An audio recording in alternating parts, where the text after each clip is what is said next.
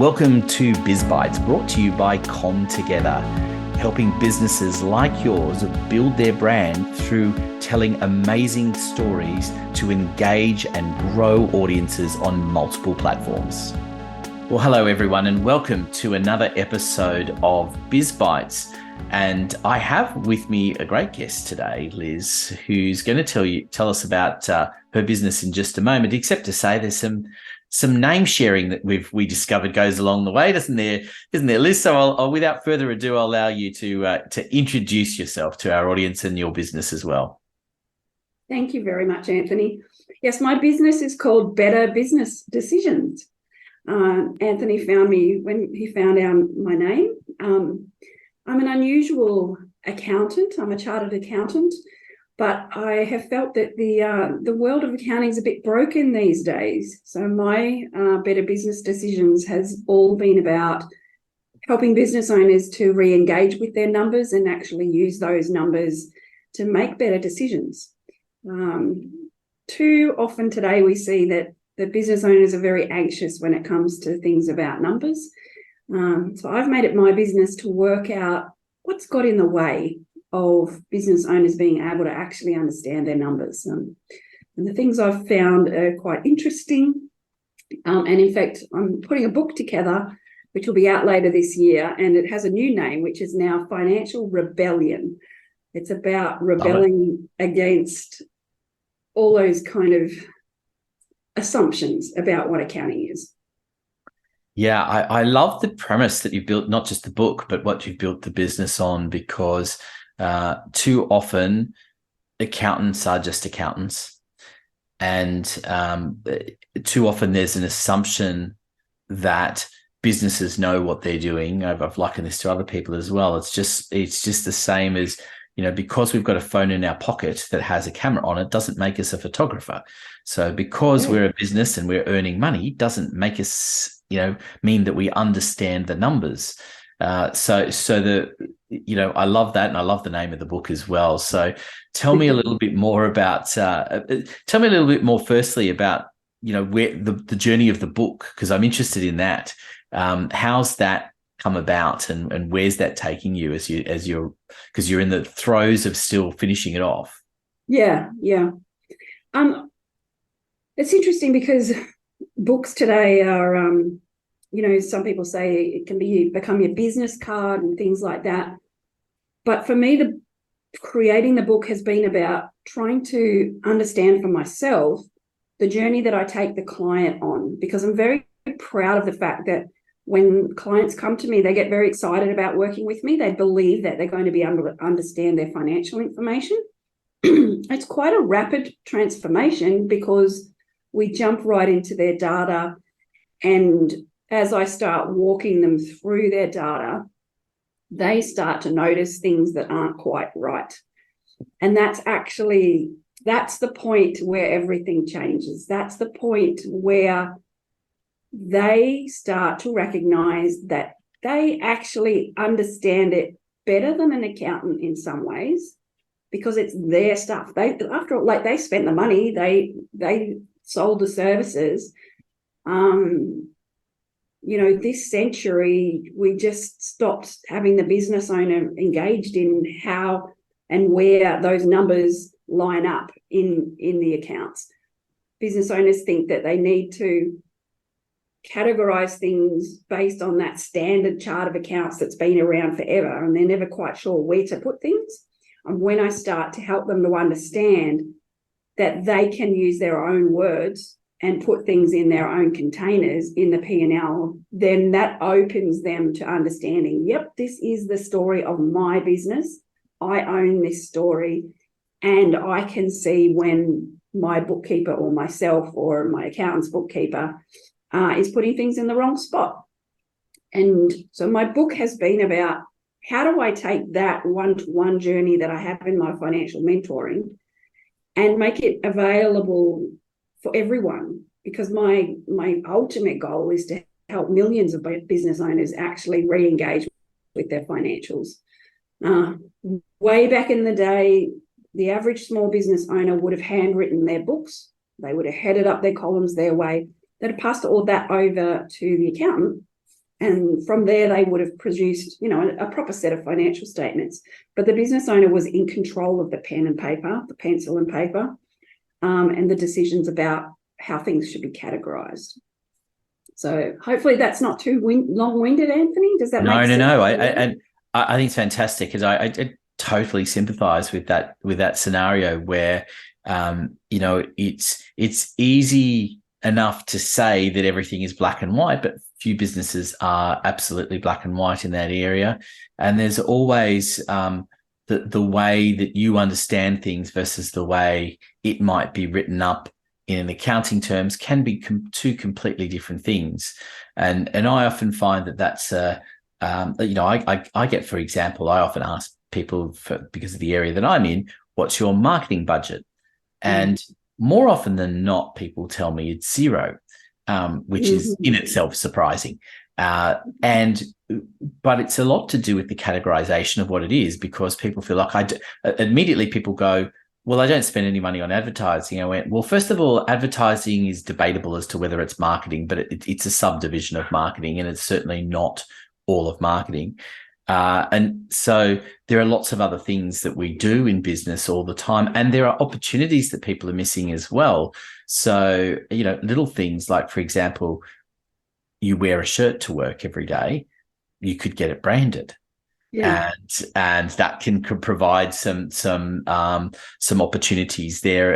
And I think that's become even more obvious to do at a time when people are sitting on Zoom. And so there's more of that feeling of being on camera and doing those things. And whilst I'm sitting here talking to you and people can't see it, but I'm not wearing a branded shirt today because I haven't bought the winter ones yet, but I certainly do have a whole bunch of summer ones. But it's kind of understanding that there are things that can fit into your own categories and how that works. And there's a lot of things to explore. And I think it's about pulling that apart as a business and doing that. And as you say, make it more meaningful to the individual business rather than this need to fit into boxes, which time and time again, we have that because there's so much software and things that almost forces us to do that. Well, there's a little bit of artificial intelligence going on as well in the programs, suggesting to whoever the operator is where things should be categorized.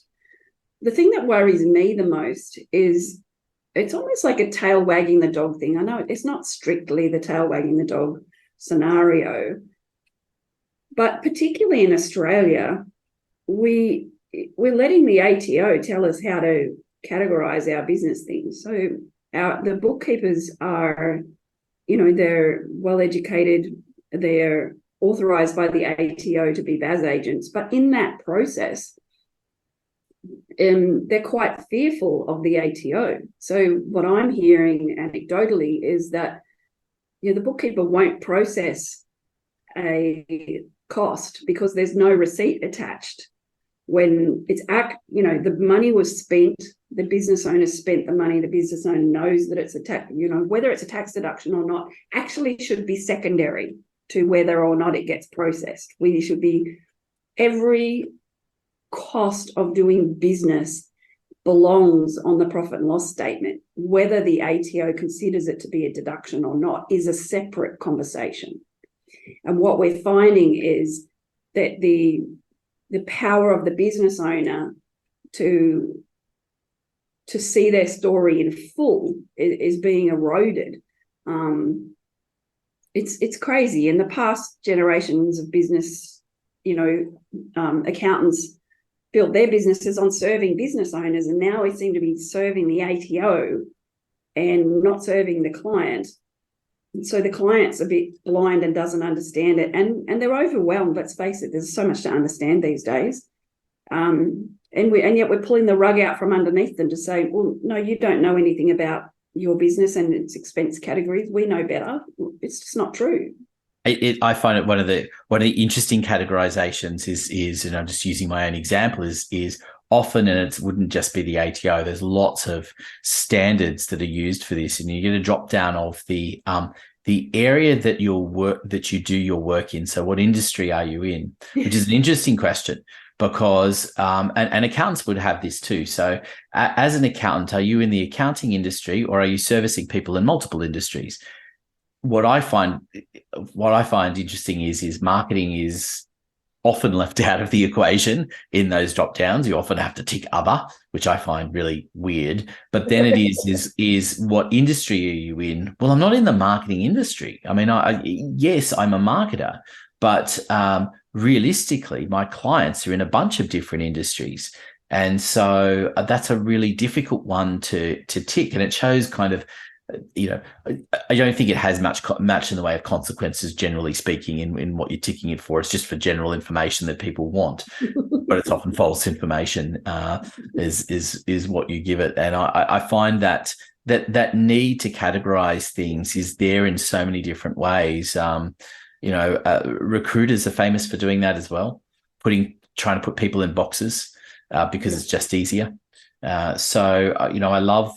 I love the idea that what you're doing is very similar to what I'm doing, but the financial version of it, which is telling stories. Yeah. Because that's where the power is, right? It's that what differentiates a business, and what the financials surely should not just be something that is for the ATO to make a judgment call on. They should be telling the story of a business so that you can get more out of the business, you can sell the business, and any other things that you might want to do with it. Yeah, absolutely. And it is. I say now, I'm getting bolder and bolder. You can imagine as a chartered accountant where we're, ethically trained, and back in the day, we weren't even allowed to market or advertise. We weren't allowed to hold yourself out to be better than anybody else. But yeah, I'm getting more and more bold about what I say. And now I say accounting is not maths, it's storytelling. And so for people who are fearful of maths and have been told they don't understand numbers and everything, that's such a relief to hear. And then it gives, it's the story is told. If you ignore the numbers for a little while, let's just focus on what that story is telling you, what areas of what kind of sales you've made. Can those sales be split between some different areas so that you can actually quickly see each time you look at your financials whether it was for product A, B, or C, or area of marketing A, B, or C. And then moving on through to all the different expense categories and so on.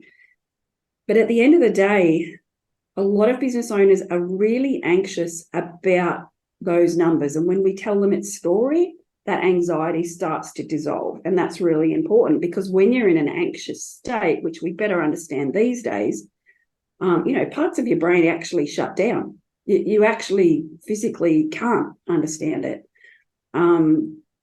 So there's a number of things preventing a business owner from understanding financial information. Firstly, there's that anxiety of, oh, holy hell, I don't understand this.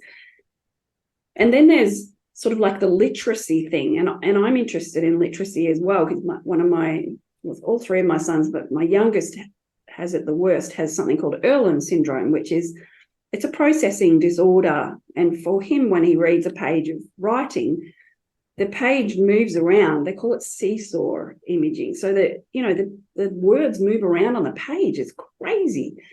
So when I apply, like he's functionally literate. He's 25 now, and I'm very proud of him. He was focused on things that were not all about reading and writing and everything.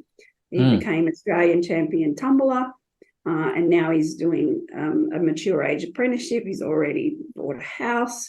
All these things from someone who's, functionally literate, where we're holding out that we need to have a higher level of literacy to get into uni and everything else. His experience also helps me to really focus in on, okay, well, how much literacy do we need? And how much literacy of accounting do we need? We actually just need to be able to understand that it is a story and that there are some numbers with it. But the more often you read the story, the more often you understand the plot of what's going on in your business, if you like, the more you can tweak it to make more money or more time or better lifestyle. Business ownership it's a huge responsibility in a lot of ways, but it's also a huge opportunity. And when you ignore the financial side of it, you can get yourself into all sorts of strife. That's the last thing I want for, the business owners that are the backbone of our country. We want them to understand their numbers. Well, not their numbers. We want them to understand the story of their business. Yeah, and I think it is such an important thing, and it's often it's context is so important as well. And that comes into the marketing of the business as well. So if you understand the financials, being able to market it is there. Giving it's people's perception of what they will pay for something is part of the story of the financials, and it's part of the story of what's going on, everywhere else as well. So those sort of things can really completely impact people. The story of what you can charge today versus the story of what you could have charged 10 years ago for exactly the same thing are vastly different because of the context of everything else that's going on in the world, whether it's right or wrong, but that there is that reality. And so I think that that's such an important area, and you're so right that the system, I think, is broken, and we could probably talk for hours about the education system and how it doesn't really cater for a lot of people. And it fascinates me how consistently, year after year, decade after decade, everyone walks away and says, gee, if only we understood more about, how taxes work and how to do budgets and home shopping and everything. And we all say that. And I've heard my parents say it. We've said it. I'm sure my children will say it. They have said it. And, post school, and yet nobody's doing anything about it. Like, it's just it's really quite alarming that it's not being fixed in the education system. So, unfortunately, you and I can't change the education system, but we can change the stories that people are hearing. And I love that that's what you're doing, and that the impact that it can make on an individual is so significant. I think when you say they're not doing anything about that in the education system, there is something that came out. I remember Paul Clitheroe launching Money Smart, there's a website, Money Smart, and they do some financial education in the schools. And in fact, funnily enough, my son was the son that's bought a house, was part of that process. So it is interesting. It does flow through. So, he learned enough from that process. And I do recommend that website because it is a place to get more of the truth about financial things, because we live in a content marketing world that disrupts our thinking and encourages us to buy things, which is okay. Like, we're all in the marketing world together. But sometimes we have to go and check out the truth. So in a financial point of view, that Money Smart website is great. But it's not so much about business. So, I'm hoping to have something similar where we can assist business owners in a jargonless kind of space to really lean into their stories. Well, speaking of stories, I wanted to explore your story a little bit more. So talk to me about your journey in your career. Did you go straight into accounting, straight after school and a university? Was that always the goal? I certainly did go straight in after school. So it's an interesting journey. I'm in my mid to late 50s. I don't feel any older than 25, but I've been spent a long time in the industry. I grew up in a time and an area of Sydney where you kind of thought anything was possible. So I did have a goal to go to university. Serendipity put a few different things in my way. I discovered my careers advisor suggested I might be good in management, probably because I organised the school formals and stuff like that and like to be a bit social. But I was really good at maths and economics and stuff. Anyway, one thing and another led me to discover that there was such a thing as a cadetship you could do with the large chartered accounting firms in Sydney. So I actually applied for some of those and got offered a few. I was very fortunate. So I took a cadetship with Arthur Young. They were at the time. They're now Ernst & Young in the Chatswood office. of their program, and I went to university at night. That was how you did it then. You did a 2+2 kind of scenario where you did your 2 years of nighttime university and then went to uni full time, because you were then eligible to get TEAS, it was called back then, tertiary allowance. So I did that 4 years, but it was a really good grounding, because it was audit, but it wasn't huge companies. They were big, but they were small enough that I did a number of them, whereas some of my colleagues that went to the city firms were stuck on, like one audit for the whole 2 years. I was fortunate to audit like a bronze foundry, AMF Sporting Goods, Texas Instruments. So back in the 80s, you can imagine that was pretty interesting. Yes. All sorts of stuff. So then I did the uni full time, but my father had a business in satellite television, which was quite, cutting edge at the time. And so I did a lot of work on his business, which gave me some grounding as to things to understand. And then once I'd fully graduated from uni, I explored other businesses. I worked briefly for Dewsbury's. I got offered a job, which sometimes I wish I had taken, with Coopers and Lybrand to develop their cash book software. Wow, okay. But another employer who was offering me a job at the same time suggested that it wasn't a good time it was too early to specialise, was his suggestion. Right. But you never know, do you? Took a job with him in the Chatswood suburban firm.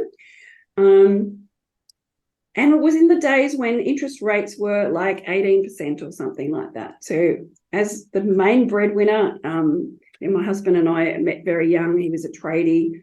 I thought you could role reverse quite easily. I'd be the breadwinner, he'd be whatever. But yeah, we decided to move to the country. So long story short, we've lived up here in Wingham for over 30 years.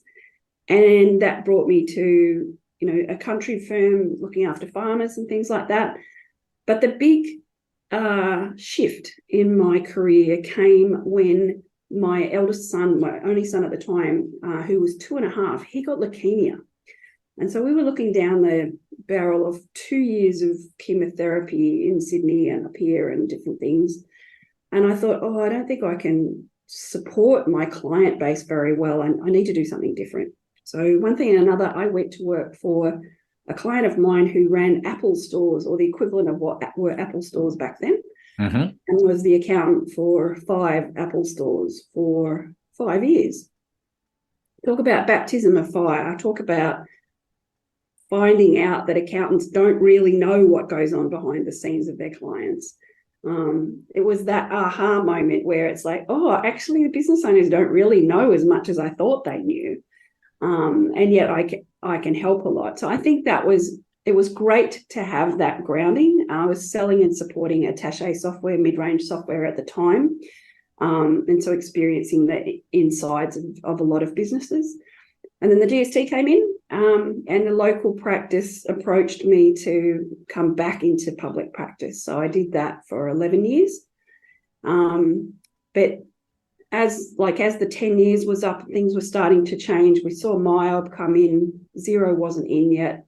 But we were starting to see the dilution of the one-to-one time that accountants were having with their clients. Yep.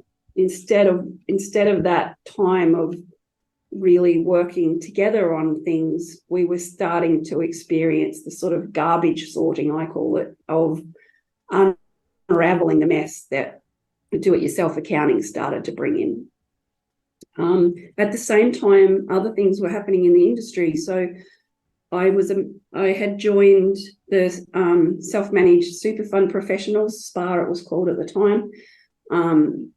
I was doing a lot of super funds with the practice.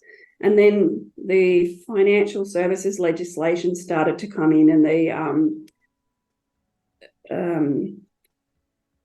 qualifications required to be a financial planner started to come in, and accountants started to be told, no, you can't advise on superannuation anymore. unless you go and do more training, you can't offer the holistic support that we had been used to offering.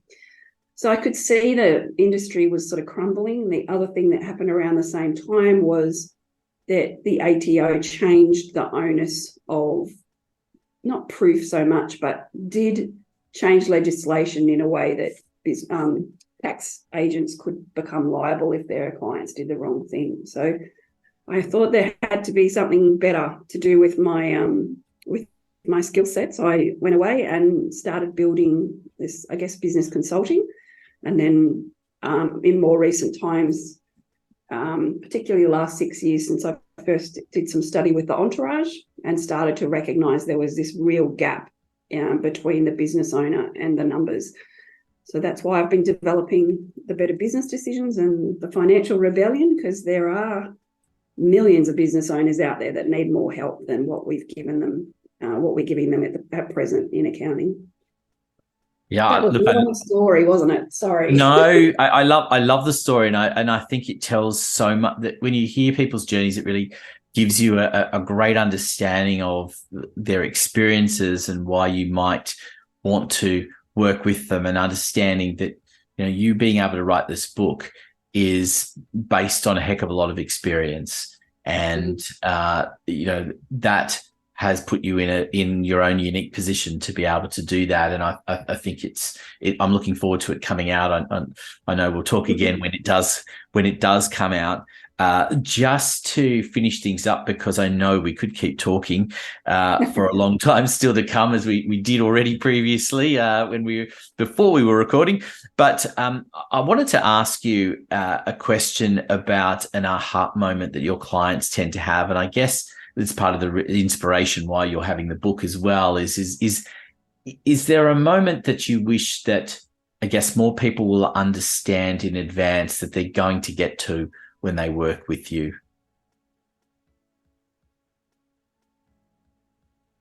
Yeah, that's interesting. A couple of components. Most people don't believe that they could possibly come to enjoy working with their numbers. I think that's, you know, I really do want to put the joy back into it.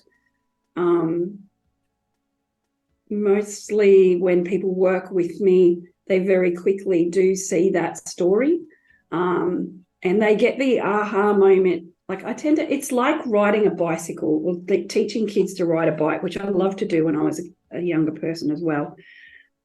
But when someone holds the seat for you while you find your balance, and then if you've done well, eventually they don't know that they're riding by themselves, because you've let go of the seat and they're riding, and then they might look back and see that you're not behind them anymore.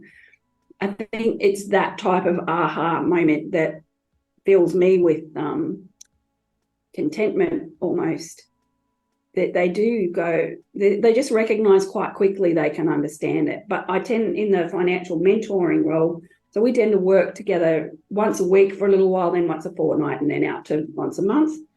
But I can often continue along to just check in with them and make sure that everything's okay, and that there isn't something new that they want to talk about. I mean, it's very foundational. What the book is about and what I want to do is about laying that foundation so they can understand. And then once you can understand, there is just so much you can do, so much more that can be done. Improving systems, minimizing your tax, reframing things, understanding better your cost of sales and your margins. And there's just so much you can do. But the aha, I guess the most important aha, is that any business owner can understand their financials when they see them as the story of their business, because really they're just, you know, a reflection, a very careful summary of exactly what's been going on in the business. And we want to make sure that they're not being stolen from, and there's all sorts of things we do cover. But the aha is, I can understand this. I love that, and I think it's such an important idea, and one that I think more businesses need to appreciate. And I'm sure as the book comes out, that it's going to attract more people to understanding that. Thank you, Liz, for being an amazing guest and sharing so much of your story and the stories of those that you've worked with. I really do appreciate it. And thank you, Anthony. It's great to talk with you. And also, everyone, thank you for being part of the BizBytes program, and we look forward to bringing you the next episode very, very soon.